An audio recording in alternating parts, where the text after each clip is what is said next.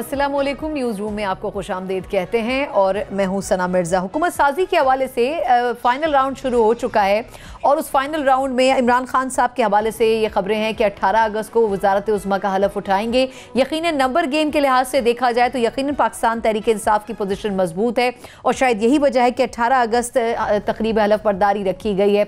उससे पहले जो ग्रैंड अपोजिशन नामी अलायंस बनाया गया है अपोजिशन की बड़ी पॉलिटिकल पार्टीज़ की तरफ, प्रोग्राम में ज़रा इस पर भी बात करेंगे कि उनकी क्या स्ट्रैटेजी हो सकती है। उन्होंने वज़ारत उज़्मा के लिए शहबाज शरीफ साहब को नामजद किया है।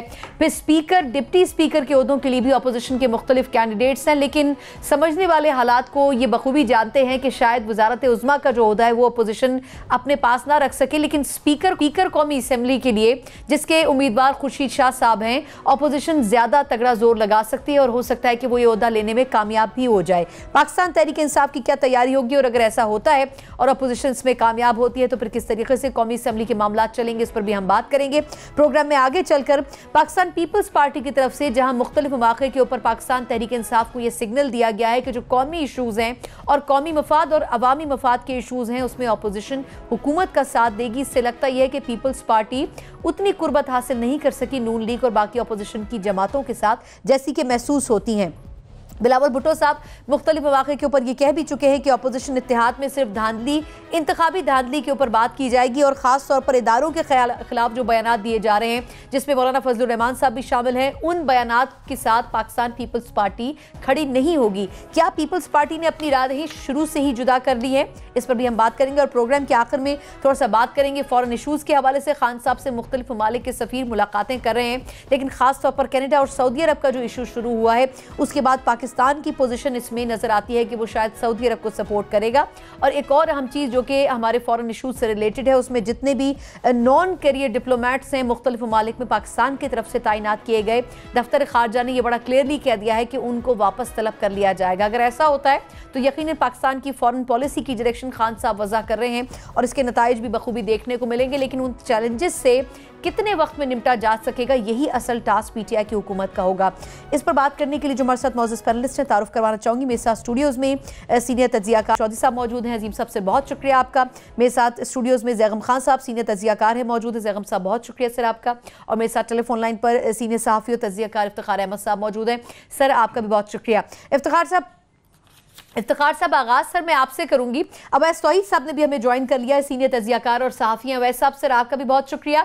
इफ्तिखार साहब आगाज़ सर आपसे करूंगी कि फाइनल राउंड शुरू हो चुका है सर। खान साहब 18 तारीख को ओथ लेने जा रहे हैं। सर आपके ख्याल में नंबर गेम में पीटीआई उस नंबर पर पहुंच चुकी है कि आप रिलैक्स होकर वो ये सोच सकें कि खान साहब स्पीकर के साथ, डिप्टी स्पीकर के साथ और वज़ारत उज़्मा तीनों बड़े ओहदे अपने पास रख सकेंगे, अपनी पार्टी के पास रख सकेंगे? ऐसा नहीं होगा। वही शौक मिलेगा जो ख्वाजा सफदर वर्सेस फखर इमाम का वाक़या हुआ था। Khwaja Safdar was candidate from the Jawahar हक and then the independent parliamentary group ने अपना एक फैसला किया।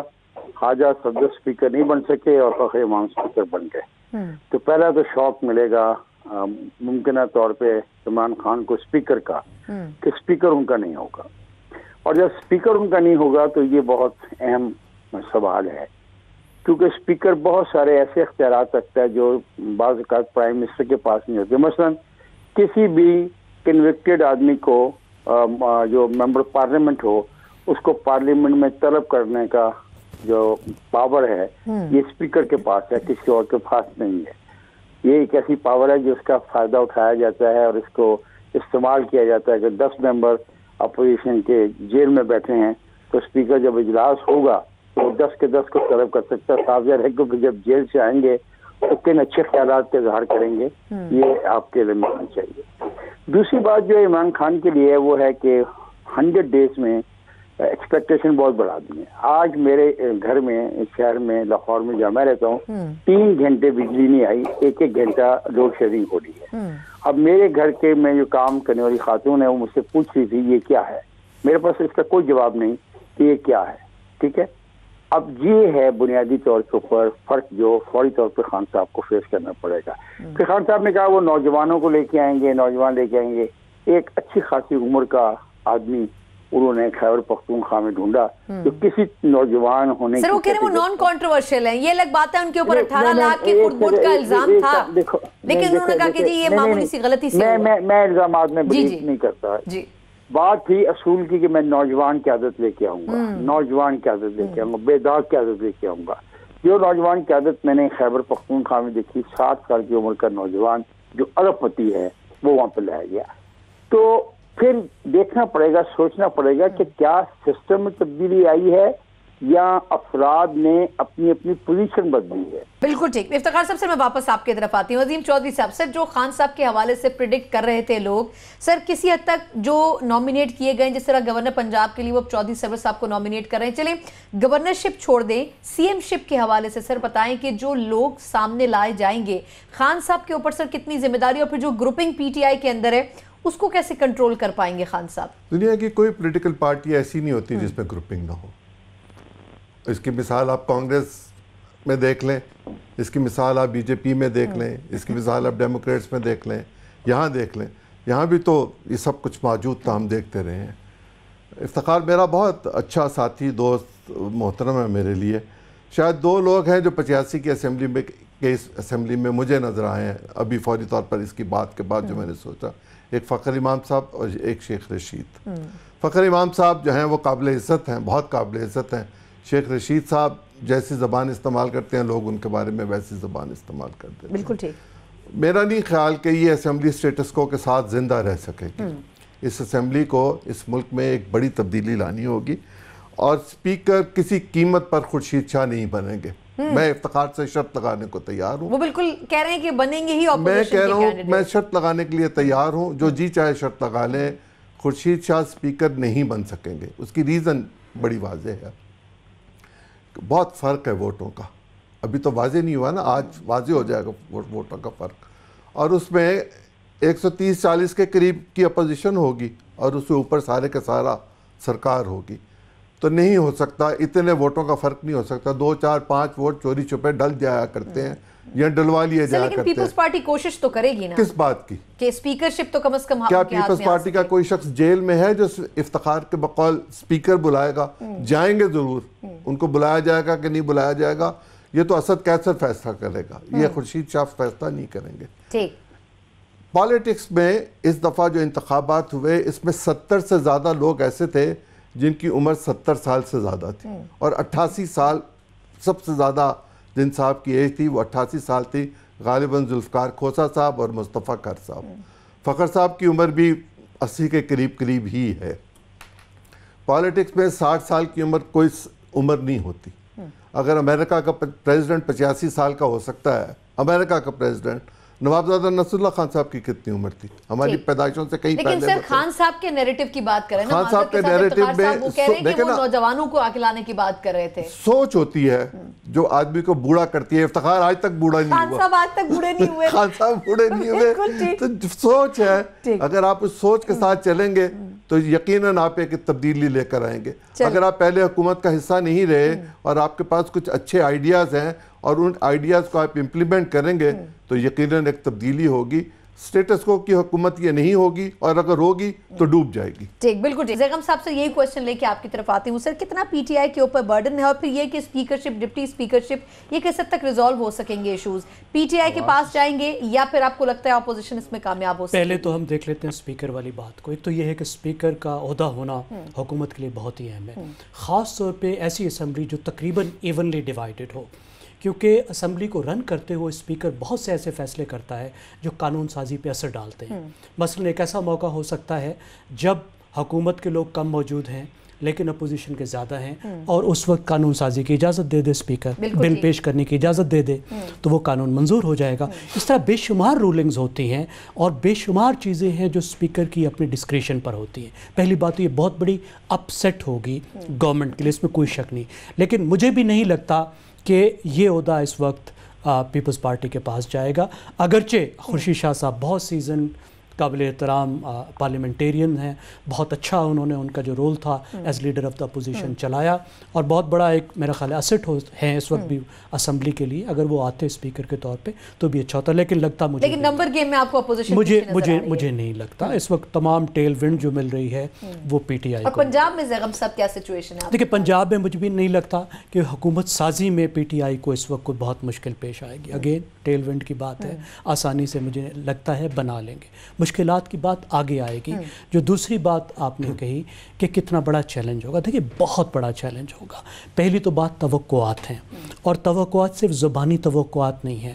اگر آپ زبانی دیکھیں تو انہوں نے جس کو یوٹوپیا کہتے ہیں, جو ایک تخیلاتی دنیا ہوتی ہے نا, دو طرح کی تخیلاتی دنیا, وہ کہتے ہیں مدینہ کی ریاست, یعنی جو اخلاقی طور پر ہمارے ذہنوں میں بہترین کوئی جگہ کائنات کی ہو سکتی, ایک مورل یوٹوپیا.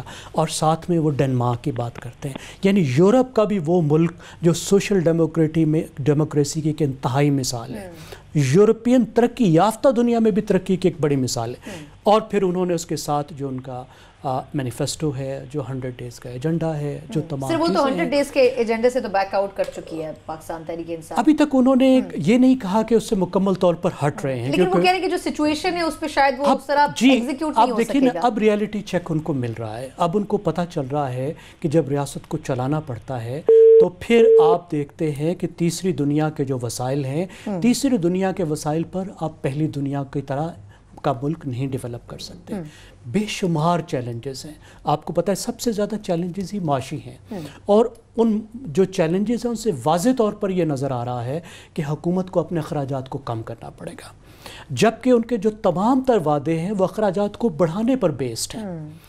ظاہر ہے سوشل ڈیموکریسی کا تو یہی مطلب ہے نا کہ لوگوں کو, غریبوں کو زیادہ زیادہ دیں, یوتھ کو زیادہ دیں, ایجوکیشن پر لگائیں, ہیلتھ پر لگائیں, غربت کو ختم کریں. ان سب چیزوں کے لیے دولت چاہیے, جبکہ ضرورت اس وقت آپ کی معیشت کی یہ ہے کہ حکومت اخراجات کم کرے. جو سادگی کی بات خان صاحب کر رہے ہیں کہ ہم اپنی کیبنٹ کو اسی طریقے سے سادہ رکھیں گے, وہ شاید ابھی آنے والے چند دنوں میں بڑی حد تک واضح ہو جائے گا. ویسا سر دوبارہ ایک تو اسی کویسچن کی طرف آتی ہوں کہ نمبر گیم میں چلے وفاق اور پنجاب میں کیا پوزیشن اور کس حد تک گریب کر سکے گی پی ٹی آئی اہم سیٹس اور اہم پوزیشنز کو. اور سر جو سادگی کی بات خان صاحب کر رہے ہیں, آپ کو آنے والے دنوں میں وہ سادگی نظر آئے گی کیبنٹ میں, پارلیمنٹ میں, ہر جگہ؟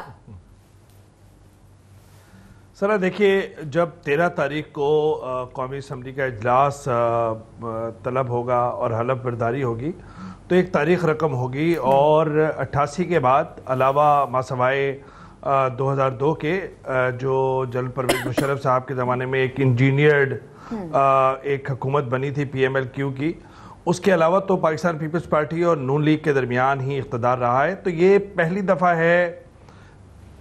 جی آپ کو میری آواز آ رہی ہے؟ بالکل بالکل سر فرمائیے گا. بالکل آ رہی ہے جی. تو اس کے بعد یہ کہ میں سمجھتا ہوں کہ ایک تاریخ جب رقم ہوگی کہ تحریک انصاف جو ہے اقتدار حاصل ہوگا وفاق کے اندر بھی اور صوبوں کے اندر بھی, تو ایک یہ تاریخ رقم. اور ابھی سے ان کا پوسٹ مارٹم کرنا میرے خیال میں ہمارے اور آپ کے لیے بھی بہت مشکل ہے کہ ابھی سے انالائز کرنا شروع کر دیں. ابھی تو اقتدار کا مدہ چکھیں گے. 100 دن کا جو انہوں نے اپنا مینیفیسٹو دیا ہے اچیو کرنے کا, وہ بہت ظاہری بات ہے کہ ایک اچھا. اب ایسا معذرت کے ساتھ سر نمبر گیم میں آپ کو کیا لگتا ہے سر؟ نمبر گیم میں پنجاب میں پی ٹی آئی سٹینڈ کرے گی سی ایم شپ کے لیے بھی اور یہاں سپیکر شپ کے لیے بھی؟ جی دیکھیں, جس طرح ہوا کا رخ ہے, جس طرح جہانگیر ترین صاحب کا اسپیشل فلائٹ جو ہے اس کا رخ جو ہے وہ بنی گالا کی طرف ہے, انڈیپینڈنس کا, تو اس کے حساب سے تو لگتا بھی یہی ہے کہ وفاق کے اندر بھی پی ٹی آئی بنا لی گی حکومت, اور کچھ شش و پنج کے بعد جو ہے وہ صوبہ پنجاب میں بھی حکومت بنا لے گی. وہاں پر دیکھیے وفاق کے اندر انڈیپینڈنس پہ ظاہری بات ہے کہ کافی ان کا رہے گا, ڈیپینڈنس رہے گی, اور اسی طرح کا پنجاب کے اندر رہے گا سنا. وہ ایک مشکل مرحلہ ہوگا کہ کس طریقے سے یہ لمبے عرصے کے لیے حکومت چلائیں گے. پنجاب کے اندر جو 2 نومینیشنز ہوئی ہیں, چودھری پرویز الہی اور چودھری سرور صاحب کی, اس کے درمیان سینڈوچ کرنا چاہتے ہیں خان صاحب اور ان کی قیادت جو ہے نون لیگ کو اور شہباز شریف صاحب کی حکومت کو آنے والے دنوں کے اندر. ایک جو ریموٹ پاسبلٹی ہے وہ پاسبلٹی ہے کہ آنے والے دنوں کے اندر کیا ہوا ایسی چلے گی جس کے اندر تحریک انصاف اور پاکستان پیپلز پارٹی کا کوئی کولیشن ہو سکتا ہے, کہ وہی اگر ایک دوسرے کے ساتھ اگر ہاتھ ملا لیا جو بہت ریموٹ چانسز ہیں. اگر وہ ملا لیا تو حکومت بھی لمبے عرصے ہو سکتی ہے, حکومت بھی لمبے عرصے ہو سکتی ہے. پیپلز پارٹی کے خلاف اویس صاحب, اور نہ Peoples Party P T I کے خلاف کر رہی ہے. پیپلز پارٹی دیکھیے, پیپلز پارٹی اگر ہم فورنسک آڈٹ کریں اس اپوزیشن کا سنا, تو ہمیں پتہ چل جائے گا کہ پیپلز پارٹی احتجاجی تحریک سڑکوں پہ نہیں چلائے گی. نون لیگ کے ساتھ انہوں نے گین کیا ہے 2013 کے انتخابات کے اس میں, تو وہ صوبائی حکومت ان کے اسٹیک پر ہے سندھ کے اندر, وہاں پہ وہ بڑا کمفرٹیبلی پوزیشنڈ ہے. اس کے ساتھ وفاق کے اندر ان کی سیٹیں بڑھی ہیں. دوسری طرف نون لیگ کی جو اپوزیشن ہے وہ آپ دیکھیں کہ شہباز شریف صاحب موسمی جو ان کو رکاوٹیں ہیں اس کی بنیاد پر وہ کوئی ریئل اپوزیشن نہیں کرنا چاہتے. آپ کو لگا ہے 9 گھنٹے پہ وہ ایئرپورٹ نہیں پہنچ پائے, اپنے بھائی کے بیانیے پہ نہیں کھڑے ہو سکتے, اور اپوزیشن لیڈر جب وہ پارلیمنٹ میں آئیں گے تو میرا نہیں خیال کہ وہ ایک بہت کوئی بڑی مشکل کھڑی کریں گے تحریک انصاف کے لیے. ہاں یہ ضرور ہے دیکھیے کہ اپوزیشن کے اندر جو ANP ہے, JUI ہے, مولانا فضل الرحمان, یہ جو سارے لوگ ہیں ان کا بہت کچھ کھو گیا ہے اس الیکشن میں.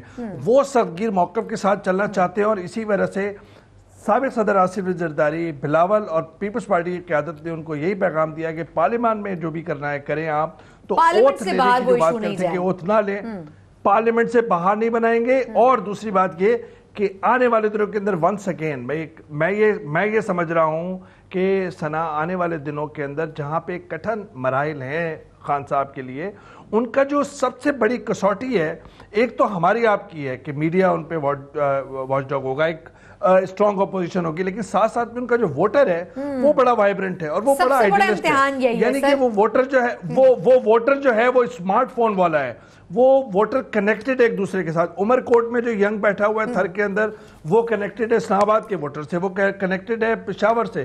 تو اس کا مطلب ہے کہ سب سے بڑی کسوٹی ہوگی عمران خان صاحب کی جو سب سے بڑی کسوٹی کی فرام وتھن ہوگی. تو جتنا بڑا ایک ان کے لیے ایک ٹاسک ہے آگے جا کے, اتنا ہی بڑا ٹاسک فرام وتھن ہے, اپارٹ فرام کہ جو ان کے اپنے پریشر ووٹ بینک کیسے سسٹین کرتے ہیں. بالکل وہ خود ووٹ بینک وائبرنٹ ہے, اور وہی چینج لانے کے لیے عمران خان صاحب کو مجبور کرے گا. اور ان کی عمر کے بارے میں جو بات ہوتی ہے تو میں وہ پھر بات کروں گا. گبریل گارسیا مارکیز جو نوبل انعام یافتہ جو گبریل گارسیا مارکیز رائٹر ہے, اس نے بڑی اچھی بات کی. اس نے کہا ہے کہ تبھی عمر سے آدمی بوڑھا نہیں ہوتا, آدمی بوڑھا ہوتا ہے خواب سے, بوڑھا ہوتا ہے اس کے خواب سے, خواب چھوڑ کے جب. تو اسی وجہ سے خواب بڑا جو ہے خان صاحب کا دیکھتے ہی ہیں کہ اسے پایہ تکمیل تک کیسے پہنچاتے ہیں. ٹھیک ہے, ویسے سب سے مجھے ایک بریک لینے دے. بالکل ٹھیک ہے, آپ نے اچھا کوٹ کیا ویسے اس رائٹر کو بھی, لیکن خان صاحب کے حوالے سے جتنا بھی چیلنجز ہوں, یہ بڑی امپورٹنٹ بات ہے کہ جو ووٹ بینک ہے اس کو کس طرح سسٹین کریں گے. جس طرح KPK میں انہوں نے اس مرتبہ 2/3 میجورٹی لی ہے, شاید KPK کے فارمولے کو اگر سامنے رکھا جائے تو PTI کے پاس ایک لائن آف ایکشن سامنے ہو سکتی ہے. ایک مختصر وقفہ, ہم نے جہاں بات کی ہے اپوزیشن کے حوالے سے, تو یہ جو اپوزیشن گرینڈ الائنس بنا ہے اس کی سسٹینیبلٹی کتنی ہو سکتی ہے, یہ کتنا دیر پا ہو سکتا ہے, اور جس طرح مختلف پولیٹیکل پارٹیز کی سٹینڈنگ بڑی تفصیلاً ہم نے بات کی ہے, تو کیا یہ پولیٹیکل پارٹیز اگلے چند ماہ میں اپنی position as a opposition party sustain کر پائیں گی, یا پھر کسی بھی موقع کے اوپر اپوزیشن کا ساتھ چھوڑ دیں گی. اس پر بھی بات کریں گے ایک بریک کے بعد. ہمارے ساتھ رہیے گا.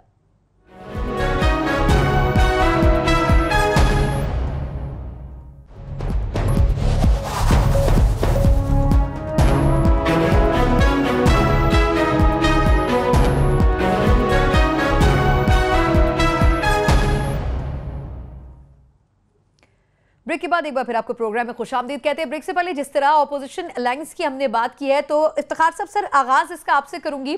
سر اویس صاحب نے بڑا ڈیٹیل میں کہا ہے کہ پیپلز پارٹی بظاہر اپوزیشن میں ضرور ہوگی, لیکن سڑکوں کی تحریک اور احتجاج نہیں کرے گی, پارلیمنٹ فلور استعمال کرے گی.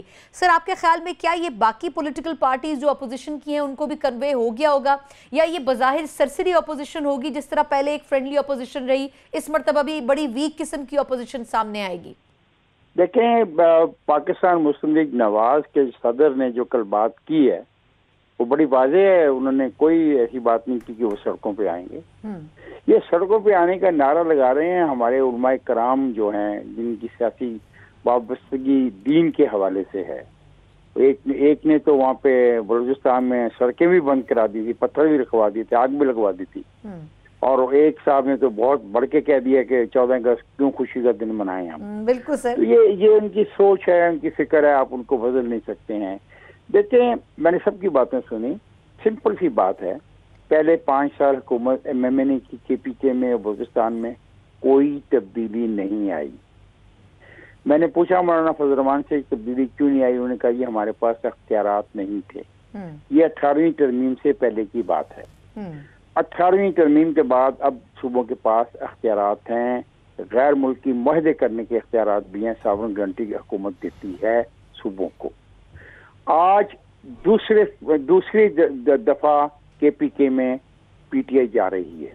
اگر PTI 5 سال میں اس کو نہیں تبدیل کر سکی تو اس سے بڑا فیلیور پاکستان کی سیاست میں کسی کا نہیں ہوگا, اور اس کی وجہ سے اسٹیٹس کو کی قوتیں اور طاقتور ہوں گی.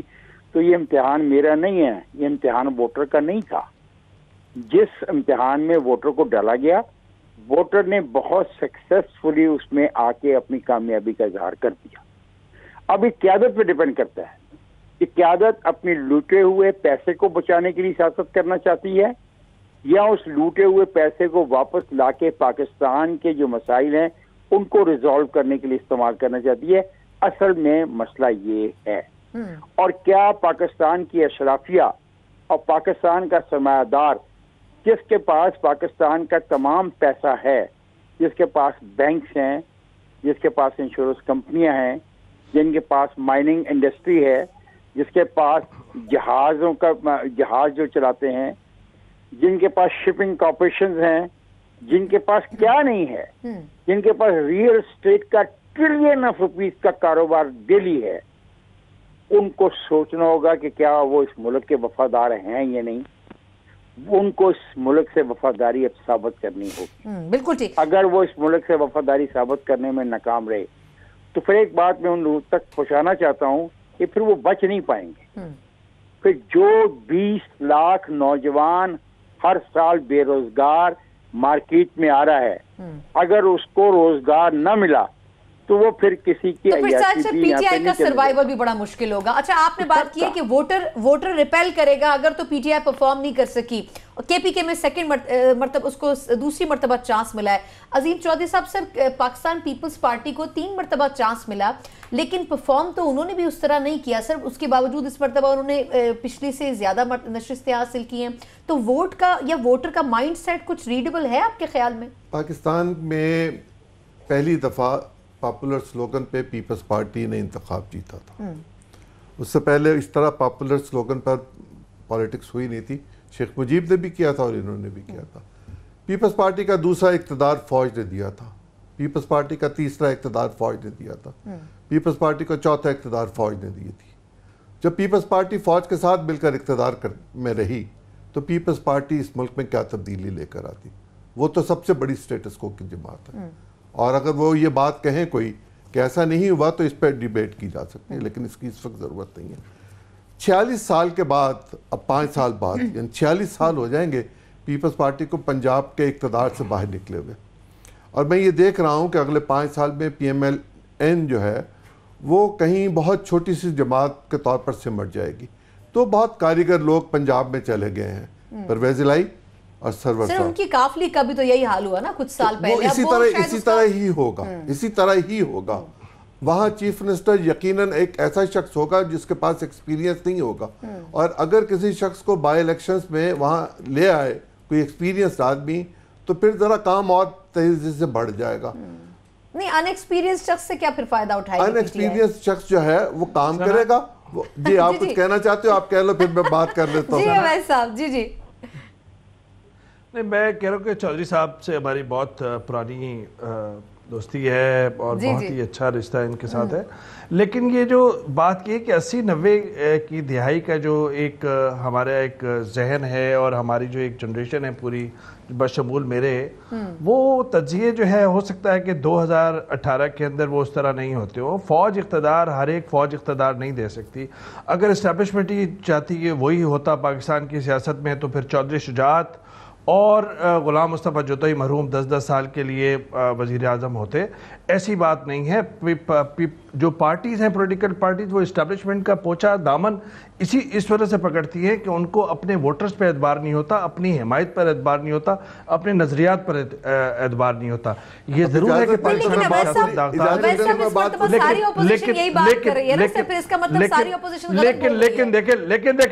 لیکن دیکھیں بس چودھری صاحب سے ہمارا بہت اچھا رشتہ ہے.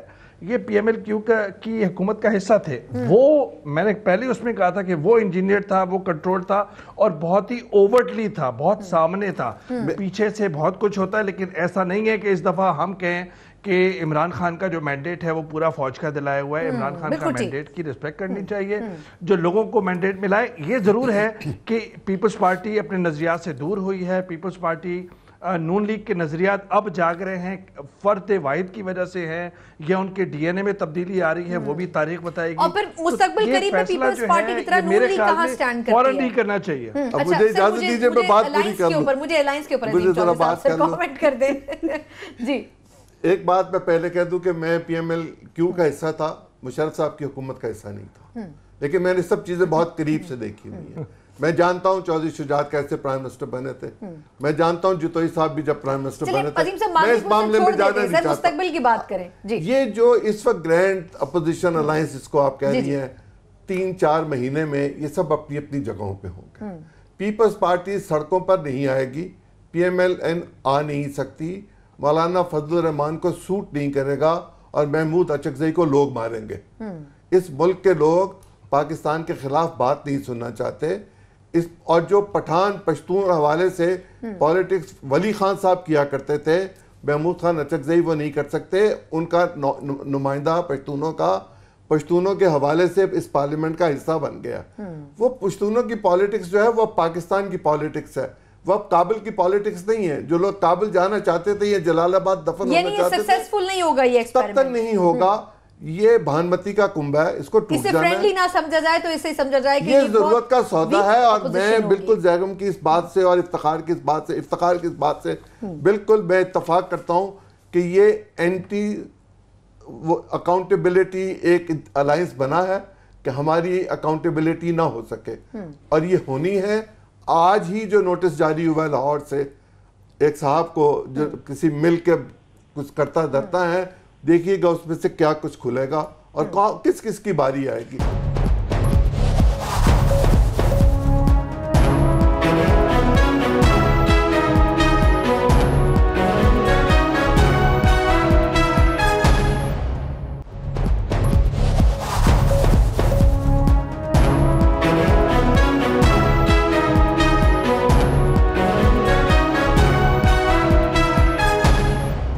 زیغم صاحب سر، یہ جو بلاول بھٹو صاحب کا سٹیٹمنٹ ہے اس کو شروعات سمجھی جائے کہ یہ جو اپوزیشن کا الائنس ہے اس کی شروعات ہی کمزوری سے پڑی ہے، جس میں انہوں نے مولانا صاحب کے سٹیٹمنٹ سے اپنے آپ کو ڈسٹنس کیا. انہوں نے کہا یہ جو اپوزیشن الائنس ہے یہ صرف انتخابات میں دھاندلی پر فوکس کرے گا. اس کا مطلب پیپلز پارٹی اس اپوزیشن الائنس کا حصہ بننے میں کوئی انٹرسٹڈ نہیں ہے؟ میرے خیال میں اپوزیشن کو ہمیں 2 حصوں میں تقسیم کر کے ہی دیکھنا چاہیے. ایک تو پارلیمنٹری اپوزیشن ہے جس میں پیپلز پارٹی بھی شامل ہے اور جس میں ایک تعاون ہو رہا ہے، کیونکہ پارلیمنٹ میں ہمیشہ ساری دنیا میں اپوزیشن مل کر اپنا نظام چلاتی ہے، اس لیے ایک لیڈر آف اپوزیشن ہوتا ہے جو تمام اپوزیشن کی نمائندگی بھی کرتا ہے. تو پارلیمنٹری اپوزیشن تو ایک بات ہے، لیکن جہاں تک پارلیمنٹ سے باہر کی بات ہے تو مجھے نہیں لگتا کہ پیپلز پارٹی نے پچھلے 1 سال سے جو سیاست شروع کی ہے جو بڑی حد تک پرو اسٹیبلشمنٹ ہے اور جس کے مختلف فیکٹرز ہیں جس میں ہمارے پاس وقت ہے اس پہ جائے، لیکن 1 سال میں جو اس کا ماحول بنا ہے جس طریقے سے، میرا نہیں خیال کہ اس کو وہ جلدی میں تبدیل کر کے ایک اینٹی اسٹیبلشمنٹ کی طرف جائے گی. اس میں ظاہر ہے میں کچھ کہہ سکتا ہوں. افتخار صاحب سر میں آپ ہی کی طرف آ رہی ہوں تو اس میں ظاہر ہے میں زیغم سے پوچھنا چاہتا ہوں. اچھا چلیں سر حکم کریں. سر پوچھ لیں. ڈرا دیا آپ نے. زیغم، کیا یہ پارلیمنٹ سرمایہ داروں کو تحفظ دینے کے لیے بنائی گئی ہے 1973 کے آئین کے تحت، یا یہ پارلیمنٹ جو آرٹیکل 3 جس میں لکھا ہوا ہے اس میں کچھ اور لوگوں کا حصہ بھی ہے؟ اور کیا ہمیں یہ اب سمجھ لینا چاہیے کہ ساری پاکستان کی سیاست ان سرمایہ دار لٹیروں کی سرمایہ کو بچانے کے لیے جد و جہد میں ہوگی، یا ایسے قوانین جو موجود ہیں ملک میں ان پہ بھی عمل درآمد ہوگا جس سے کسی غریب کی زندگی بہتر ہو جائے؟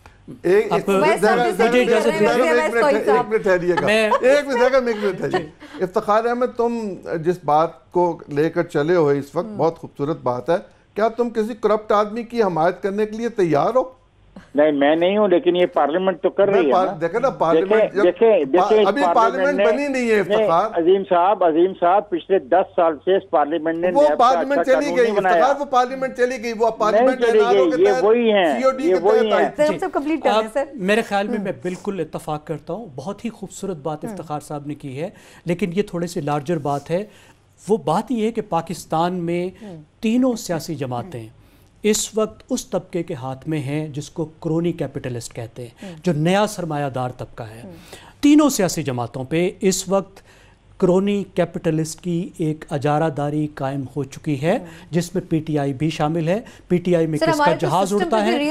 اس وجہ سے یہ بہت بڑا چیلنج پاکستان کے عوام کے لیے ہے، پی ٹی آئی کی حکومت کے لیے بھی ہے، کہ کس طریقے سے پاکستان کی سیاست پر جو یہ سرمایہ کا اثر آیا ہے اور بہت خطرناک اثر آیا ہے. اور ظاہر پارلیمنٹ میں صرف ایک مثال لیجئے، پاکستان میں پارلیمنٹ میں جب بھی شوگر ملز کی بات آتی ہے تمام پارٹیاں اکٹھی ہو جاتی ہیں. تو سرمایہ داروں کے مفادات کا تحفظ، فیوڈل سسٹم پھر ختم نہیں ہو سکتا نا. شاید فیوڈل پیچھے چلا گیا. اویس سوئی صاحب سر آپ کا کامنٹ سے رہ گیا سر. جی دیکھیں سنا، میں سمجھ رہا ہوں کہ اس پہ ہم اسکول کے زمانے سے یہ بات کرتے رہے ہیں. سرمایہ دار کس طرح پولیٹیکل پارٹیز پہ اپنا استحصال قائم کرتے ہیں، کس طریقے سے جو ایک نظریات سے جڑا ہوا ایکٹیوسٹ ہوتا ہے، ورکر ہوتا ہے، وہ کس طرح پارٹی کے لیڈران قیادت سے دور ہوتا جاتا ہے. یہ بات بالکل صحیح ہے. جمہوری کلچر کیوں نہیں ایوالو ہو سکا پارٹیز میں؟ نون لیگ کو دیکھ لیجئے، پیپلز پارٹی کو دیکھ لیجئے، خود ابھی دیکھیں تحریک انصاف کے اندر بھی بہت زیادہ ان کو ضرورت ہے اس پورے کلچر کو ایوالو کرنے کی آنے والے دنوں کے اندر. لیکن نا امیدی نہیں ہونی چاہیے. دیکھیں یہ جنریشن اور ہماری جنریشن پر ایک فرض یہ بھی عائد ہوتا ہے کہ نا امیدی نہ کریں. یہاں پر بیٹھ کے تبرہ نہیں کرنا ہے اس ڈیموکریسی کا، اس پارلیمان کا، اس نظام کا کس طرح صحیح ہونا ہے. دیکھیں میں آپ کو بتا رہا ہوں کہ کچھ نہ کچھ تو بہتر ہوا، کچھ نہ کچھ چیزیں تو موو ہوئی ہیں. نہیں چلیں میں کراچی والوں کے سب جائز ہے. ہاں نہیں نو میں کہہ رہا ہوں جمہوریت کا تبرہ نہ کریں. چلیں میں یہ کہہ رہا ہوں کہ بات یہ ہے کہ پارلیمان کے اندر کس طریقے سے اب پازیٹیو چیزیں ہونی چاہیے، کیا نہیں ہونی چاہیے. اب دیکھیے کہ ایک اتنا 1.5 کروڑ سے زیادہ ووٹ پڑا ہے پی ٹی آئی کو، 1.25 کروڑ پڑا ہے نون لیگ کو. تو یہ بھائی کسی امید پہ دیا ہے، تو امیدیں بھی بہت ہیں، توقعات بھی بہت ہیں تحریک انصاف کی قیادت سے، دوسری سیاسی جماعتوں سے. بلاول ابھی باغ دوڑ سنبھال رہے ہیں. بلاول ابھی تک ان داغدار نہیں ہیں، جس طرح کرپشن کے چارجز لگے ہیں ان کی اور قیادت کے اوپر. تو اب آگے سفر کس طرح طے کرنا ہے؟ دیکھیے عمران خان صاحب دیکھیں عمران خان صاحب کیا چیزیں پازیٹیو کر سکتے ہیں. ایک کر سکتے ہیں اوورسیز پاکستانی سے ریمیٹنسز لا سکتے ہیں. 12 لاکھ یہاں پہ ٹیکس دیتے ہیں. سر ان کو پہلے ووٹ ڈالنے کا تو آپ ڈلوا دیں خان صاحب. وائڈن کر سکتے ہیں وائڈن کر سکتے ہیں ٹیکس.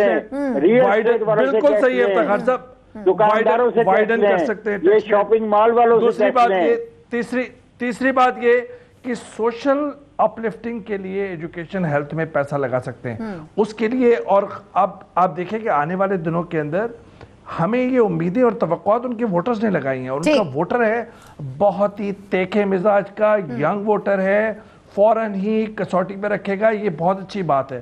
اکاؤنٹیبلٹی فوراً ریئل ٹائم میں ہوگی آپ آنے والے دنوں کے اندر. میں سمجھ رہا ہوں کہ جس طرح جمہوری کلچر کے اندر تبدیلیاں آنی ہیں، اسی طرح ہمیں اپنے تنقید کے ساتھ ساتھ صحت مندانہ تنقید کے ساتھ ایک توقعات اور امید لگانی چاہیے تاکہ آگے تنقید کے ساتھ کم از کم موقع ضرور دینا چاہیے، جمہوری نظام کی بہتری ہو. بالکل ٹھیک. چاہے حکومت پاکستان تحریک انصاف کی ہو، چاہے باقی پولیٹیکل پارٹیز کی اپوزیشن ہو، دونوں پارٹیز کو، دونوں الگ الگ گروپوں کو موقع ملنا چاہیے کہ وہ اپنے اپنے ڈومین میں رہتے ہوئے پرفارم کریں. ایک مختصر وقفہ اور اس کے بعد ہم تھوڑا سا بات کریں گے فورن ایشوز کے حوالے سے. خان صاحب حکومت کی باغ ڈور تو سنبھالیں گے، لیکن بہت بڑا چیلنج فورن پالیسی کے حوالے سے ہے جس میں پچھلے 4 سال میں ایک بڑا خلا ہمیں نظر آتا ہے.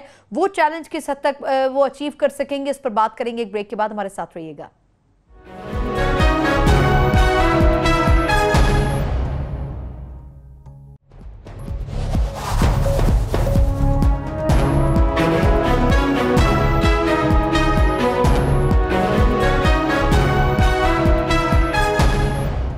के बाद एक बार फिर आपको न्यूज़ रूम में खुशामदीद कहते हैं। जहां खान साहब के लिए हम मुख्तलिफ चैलेंजेस की बात कर रहे हैं, वहीं फॉरेन पॉलिसी के हवाले से चैलेंजेस, खास तौर पर जो रिसेंटली कनाडा और सऊदी अरब का इशू हुआ है, उसमें पाकिस्तान की जो पोजीशन है कि सऊदी अरब के साथ खड़े हो।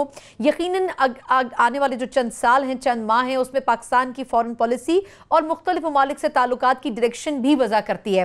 लेकिन सबसे इंपॉर्टेंट चीज़ यह है कि पाकिस्तान में इस वक्त जिस तरीके से कर्ज लेने का रुझान पीटीआई के असद उमर साहब जिस तरह कह चुके हैं कि पाकिस्तान इस वक्त अफोर्ड नहीं कर सकता कि वो अपने मईशत के जो इश्यूज हैं उनको चलाए जब तक कि कर्ज ना लिया जाए। पाकिस्तान क्या मेजर स्टेप्स ले सकता है, और सबसे बढ़कर ये कि पाकिस्तान में जो पाकिस्तान तहरीक इंसाफ की हुकूमत आएगी उसका पहला बुनियादी स्टेप ये होगा कि वो तमाम लोग जो कि नॉन करियर डिप्लोमेट्स हैं उनको वतन वापस बुलाया जाएगा। ये वो तमाम इशूज़ हैं जो कि पाकिस्तान की फॉरेन पॉलिसी से रिलेटेड है। अब खान साहब इसमें कितने कामयाब होते हैं, आगाज़ ज़गम साहब आपसे करूँगी। सर, पिछले 5 साल में मियां नवाज शरीफ साहब पर तनकीद होती रही कि उन्होंने कई मिनिस्ट्रीज अपने पास रखी, उसमें फॉरेन इशूज़ के हवाले से मिनिस्ट्री भी थी और उस पर वो तवज्जो नहीं दे सके। खान साहब से क्या टारगेट्स रख सकते हैं जिनको अगर अचीव किया जाए तो हमारे वो ममालिक जो बड़े दोस्त रहे ताल्लुकात उनसे बेहतर हो सके? बिल्कुल, देखिए सिविलियन हमारी गवर्नमेंट्स को खारजा पॉलिसी पर ज़्यादा तवज्जो देने की ज़रूरत है। उसके लिए थिंक टैंक्स क्रिएट करने की ज़रूरत है। एक अच्छा सा मिनिस्टर होना चाहिए, क्योंकि ये कहा जाता है कि खारजा पॉलिसी पर हमारी सिविलियन हुकूमत का जो कंट्रोल है वो कमज़ोर होता है और जो रियासती अदारे हैं उनका कंट्रोल कहीं ज़्यादा होता है पॉलिसी पर। देखिए, खारजा पॉलिसी में इसलिए भी बहुत अहमियत है कि हमारी मईशत भी खारजा पॉलिसी के साथ जुड़ी हुई है और खारजा पॉलिसी के साथ हमारी सिक्योरिटी भी जुड़ी हुई है।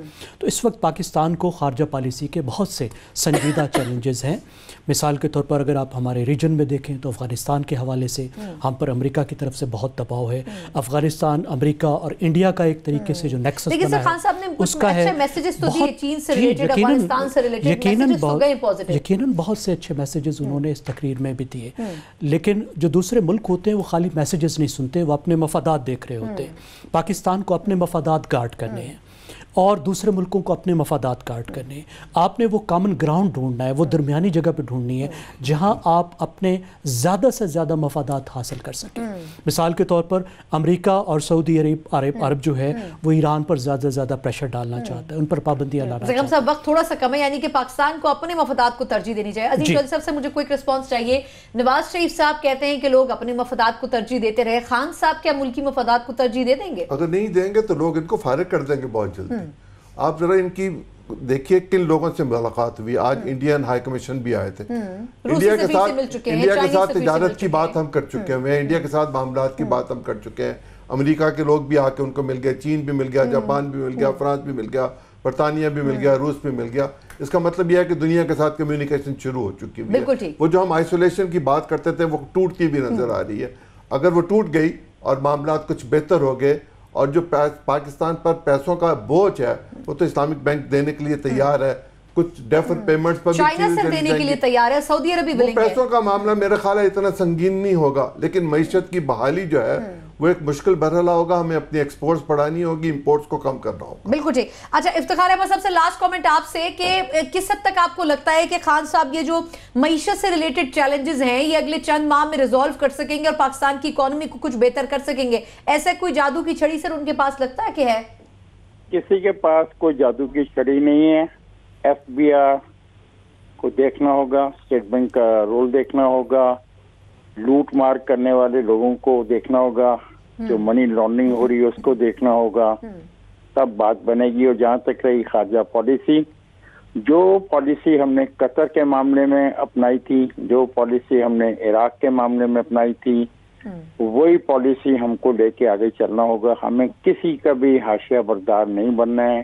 सारी खेल के अंदर हमें अपना मुकाम देख के आगे चलना है और यही एक रास्ता होगा जो इज्जत का रास्ता होगा। और अगर ये खान साहब चुन लें तो शायद पाकिस्तान का वकार भी कुछ बुलंद हो। अवैस तोई साहब से लास्ट कमेंट कि जो नॉन करियर डिप्लोमेट्स को वापस बुलाने का डिसीजन सामने आया है फॉरेन ऑफिस की तरफ से, ये कितना पॉजिटिव इम्पैक्ट हो सकेगा सर?